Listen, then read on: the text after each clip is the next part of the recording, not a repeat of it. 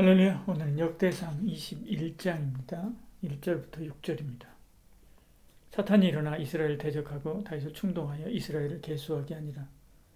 다윗이 요압과 백성의 지도자들에게 이르되 너희는 가서 브엘사바에서부터 단까지 이스라엘을 계수하고 돌아와 내게 보고하여 그 수요를 알게 하라 하니 요압이 아뢰되 여호와께서 그 백성을 지금보다 100배나 더 하시기를 원하나이다. 내 주 왕이여 이 백성이 다 내 주의 종이 아니니까 내 주께서 어찌하여 이 일을 명령하시나이까 어찌하여 이스라엘이 범죄하게 하시나이까 하나 왕의 명령이 요압을 재촉한지라. 드디어 요압이 떠나 이스라엘 땅에 두루 다닌 후에 예루살렘으로 돌아와 요압이 백성의 수요를 다윗에게 보고하니 이스라엘 중에 칼을 뺄 만한 자가 110만 명이요 유다 중에 칼을 뺄 만한 자가 47만 명이라. 요압이 왕의 명령을 마땅하지 않게 여겨 레위와 베냐민 사람은 계수하지 아니하였더라. 아멘. 역대기서는 다윗과 그 왕국의 흠을 기록하는 것을 최대한 자제합니다. 포로에서 돌아온 이스라엘 백성이 모범으로 삼아야 될 나라이기 때문에 그렇죠. 근데 이 장에서는 다윗의 인구조사 때문에 받은 벌을 기록합니다. 이는 그 다음에 이어질 성전에 대해서 이야기하려는 것이지요. 인구조사는 나쁜 것이 아닙니다. 민수기에도 2번이나 인구조사가 나오지요. 그러나 그 목적이 무엇이냐에 따라서 죄가 될 수 있고 그렇지 않을 수도 있습니다. 다윗의 인구조사는 교만한 마음으로 자기 세력을 과시하기 위한 것이었습니다.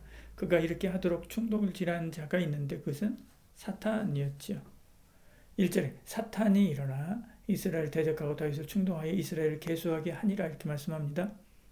사탄이 다윗의 마음에 이런 교만한 마음을 넣은 것입니다. 하나님은 이를 허용하시지요. 사무엘하 24장은 이렇게 말씀합니다. 여호와께서 다시 이스라엘 향하여 진노하사 그들을 치시려고 다윗을 격동시키사 가서 이스라엘과 유다의 인구를 조사하라 하신지라 이렇게 말씀하죠.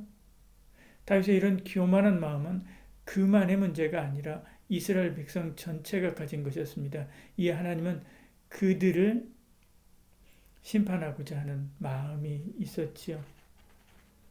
마치 욥기에 나오는 것처럼 사탄이 다윗을 무너뜨리려는 청을 넣자 이를 허락한 것입니다. 교만은 패망의 선본이죠. 늘 하나님 앞에 두렵고 떨리는 마음으로 살아야 됩니다. 방심하는 순간, 한순간에 모든 것 무너집니다. 다윗은 인구조사를 통한 자기 과시의 벌을 받습니다. 14절에요. 이에 여호와께서 이스라엘 백성에게 전염병을 내리시며 이스라엘 백성 중에서 죽은 자가 7만 명이었더라 이렇게 말씀합니다. 다윗은 전염병으로 이스라엘 백성이 7만 명 한순간에 그 많은 사람들을 잃어버렸죠.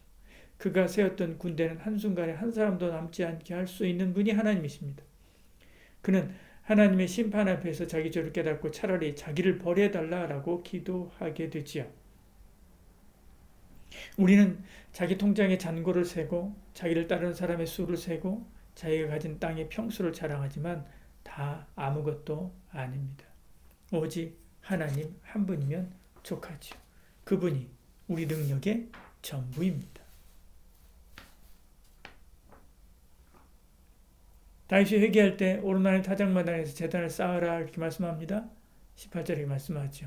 여호와의 천사가 가드에게 명령하여 다윗에게 이르시기를 다윗은 올라가서 여붓 사람 오르나의 타작마당에서 여호와를 위하여 제단을 쌓으라 하신지라 이렇게 말씀하죠. 다윗이 거기서 하나님 앞에 제사 드릴 때 하나님께서 불로 응답하십니다.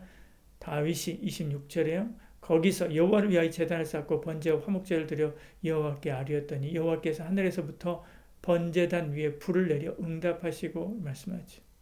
다윗은 이제부터 기브온이 아니라 이 제단에서 제사 드리게 되지요.